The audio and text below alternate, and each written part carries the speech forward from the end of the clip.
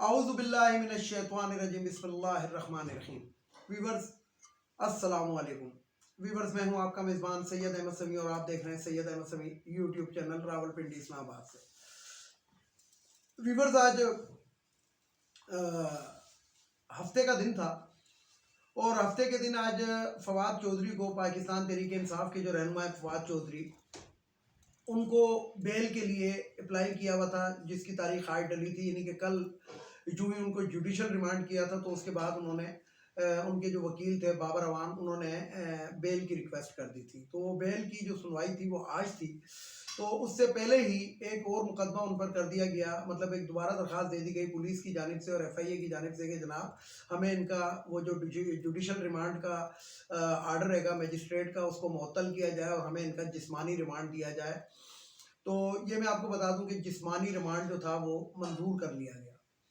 اور بیل کے اوپر جو تھا وہ ان کو پیش ہی نہیں کیا گیا، یعنی کہ جج نے کہا کہ پہلے اس عدالت کو سن لیں، ہمارے پاس رخہ آ گیا ہے کہ پہلے اس عدالت کو آپ سن لیں اور اس کے بعد ادھر آ جائیں، لیکن وہ ان کا جو تھا وہ ریمانڈ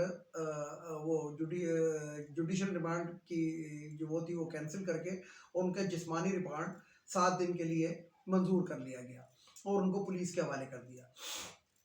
تو لیکن یہاں پہ میں آپ کو ایک بات بتاؤں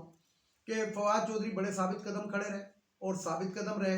اور انہوں نے کہا کہ جناب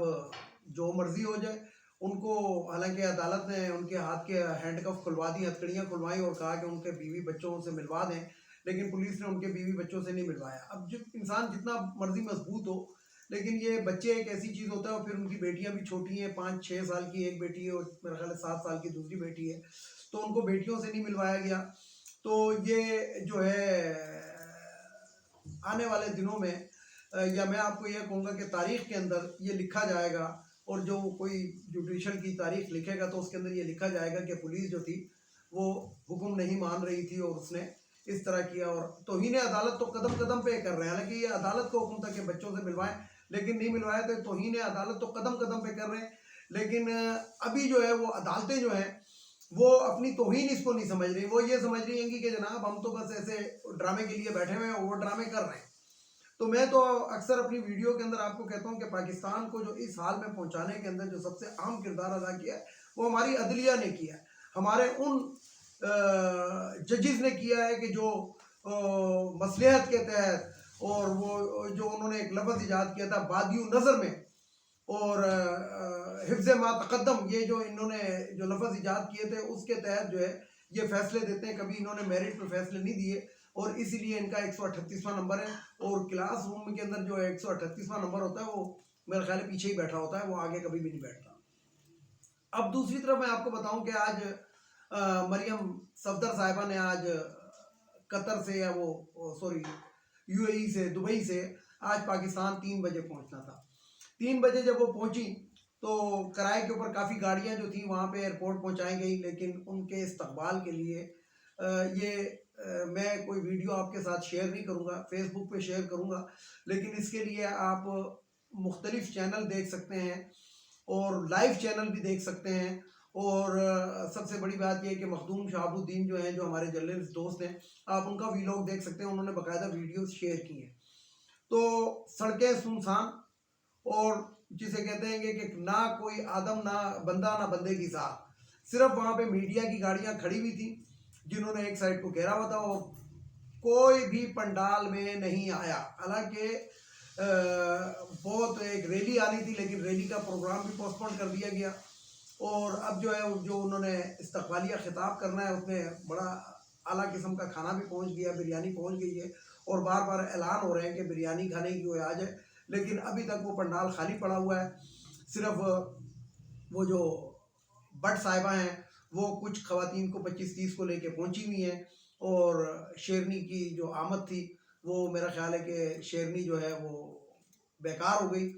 اور شیرنی کا تو خیر لفظ ہی نہیں، چورنی لفظ تھا کہ چورنی کی آمد تھی، تو چورنی کا جو استقبال ہوا ہے وہ انشاءاللہ آنے والے دنوں کے اندر ان لوگوں کو بھی یاد رہے گا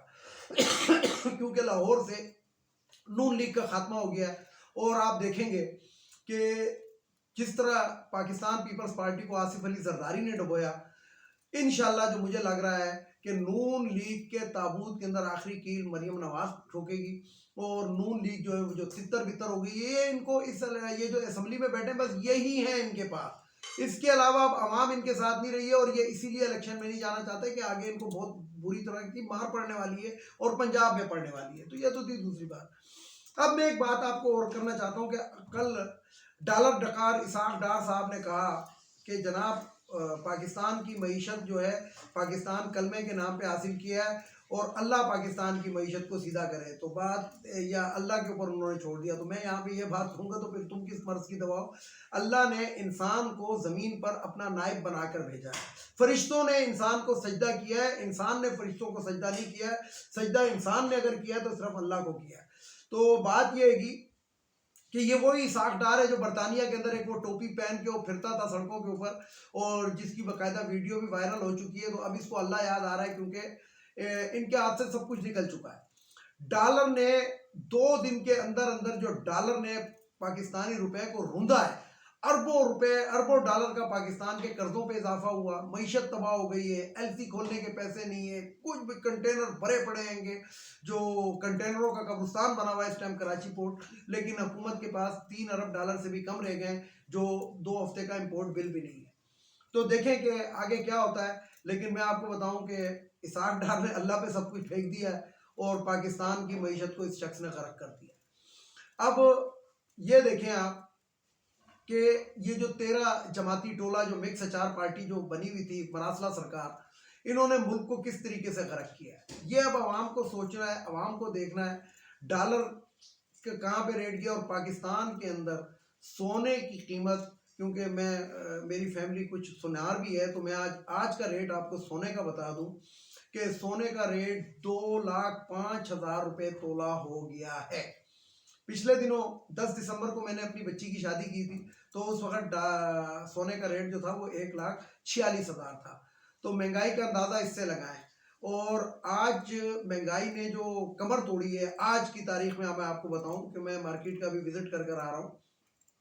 ہر چیز جو ہے یعنی کہ ڈالر کے نام کے اوپر گاجر اور مولی تک مہنگی ہو گئی کہ جی ڈالر مہنگا ہو گیا. اور آنے والے دنوں میں اوگرا نے باقاعدہ سمری بھیجی ہے کہ جناب 90 روپے پیٹرول کی فی لیٹر قیمت بڑھا دیں. تو یہ دیکھیں 300 ان کے حساب سے تو 312 روپے یا 313 روپے پہنچ رہی ہے. لیکن دیکھیں کہ اب ہوتا کیا ہے کیونکہ مہنگائی کا ایک نہ تھمنے والا طوفان جو ہے پاکستان کے اندر آ گیا. یہاں پہ میں اعتزاز احسن کی ایک بات بتاؤں کہ اعتزاز احسن نے باقاعدہ ٹویٹ کیا اپنا. اب ان کے فیک ٹویٹ بھی وہ فیک اکاؤنٹ بھی بہت بنے ہوئے ہیں لیکن بہرحال چودھری اعتزاز احسن نے اس کی تردید نہیں کی. انہوں نے کہا کہ عمران خان کہہ رہا تھا کہ میں بڑی مشکل سے اس ملک کو چلا رہا ہوں تو لوگ اس وقت ہنستے تھے. لیکن آج وہی لوگ جو ہیں اپنا منہ لے کے بیٹھے ہوئے, یعنی کہ وہ جو صحافی ہیں جو مراسلہ سرکار کے جو صحافی ہیں جو لفافہ صحافی ہیں, آپ ان کو دیکھیں کہ کوئی بھی یہ نہیں بول رہا کہ پاکستان کے اوپر معیشت کا بیڑا غرق ان لوگوں نے کس طرح کیا ہے, بلکہ الٹا یہ کہہ رہے ہیں کہ ڈالر مہنگا ہونے سے اسٹاک ایکسچینج اوپر گیا ہے. تو بات یہ ہے کہ اسٹاک ایکسچینج اوپر نہیں گیا ہے, ڈالر نے جو پیٹا ہے روپے کو, تو ڈالر وہ جو ہم کہتے ہیں انڈیکس وہ پاکستانی روپوں میں اوپر ہوا ہے. پاکستانی روپوں سے مراد یہ ہے کہ پاکستان کا روپیہ گر گیا اور ڈالر بڑھ گیا. تو اب ہم وہ ان کو ڈالر کو جب پاکستانی روپوں میں تقسیم کرتے ہیں تو پھر اس لحاظ سے کہہ رہے ہیں کہ یہ اسٹاک ایکسچینج اوپر گیا ہے, ادروائز کوئی اسٹاک ایکسچینج اوپر نہیں گیا. بلکہ اس ٹائم پاکستان کی قوم کے پاس ایسے حالات ہو گئے ہیں کہ خودکشیوں کا مقام آ گیا ہے. تو بہرحال یہ جو لفافہ صحافی ہیں یہ تو یہ باتیں کرتے رہیں گے کیونکہ ان کو تو وظیفے ملے ہوئے ہیں. لیکن میں یہاں پہ ایک بات کہنا چاہتا ہوں کہ مولانا فضل الرحمان نے جب عمران خان کے دور میں مہنگائی مارچ لے کر آیا تھا تو مولانا فضل الرحمان کا ایک MNA جو تھا وہ گلے میں روٹیاں لٹکا کر آیا تھا کہ جناب, اور گھی کے وہ ساشے لٹکا کر آیا تھا کہ اب ساشے میں ملا کرے گا گھی. تو اب وہ MNA کدھر ہے یہ پتہ کرنا تھا. اور یہ میں نے سوچا بھی تھا کہ میں آپ لوگوں سے کہوں کہ آپ بھی ذرا اپنے علاقوں کے اندر پتہ کریں جو اس علاقے کا وہ MNA تھا یہ ڈیرہ اسماعیل خان کا, تو کائنڈلی اس کو ذرا پتہ کر کے اس سے پوچھنا کہ ہاں یار یہ جو اسلامی مہنگائی آئی ہے جو تمہارے مولوی نے کہتا ہے کہ نہیں جی یہ مہنگائی نہیں ہے, تو اس کو جو تھا ڈالر 157 روپے کا مہنگا لگتا تھا، لیکن یہ 265 روپے کا ڈالر اس کو سستا لگ رہا ہے. تو ذرا ان مولوی صاحبان سے بھی پوچھ لیں کہ اس ملک کو اور کتنا ڈبونا ہے. پاکستان کے اندر میں پھر یہ کہوں گا کہ کسی چیز کی کمی نہیں ہے، لیکن کمی کس چیز کی ہے؟ ہمارے پاس ایک محب وطن اور ایماندار لوگ نہیں. اس کے اندر ہمارے ججز سے، جنرلوں سے، آپ تمام سے شروع ہو جائیں، جو شخص 17 گریڈ سے اوپر کا ہے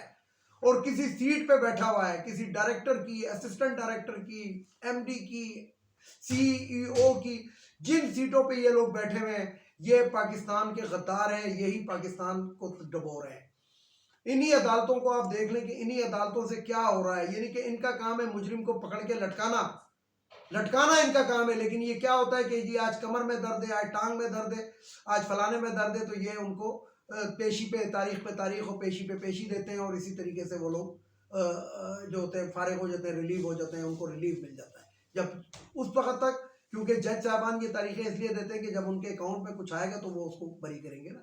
تو یہ والی بات ہے کہ اور پاکستان کے اندر سب سے کرپٹ محکمہ جو ہے وہ یہی ہے. اب میں ایک چھوٹی سی بات کے ساتھ اپنی ویڈیو ختم کروں گا. فواد چودھری مرد کا بچہ ہے. اس نے آج عدالت کے اندر کہا کہ جناب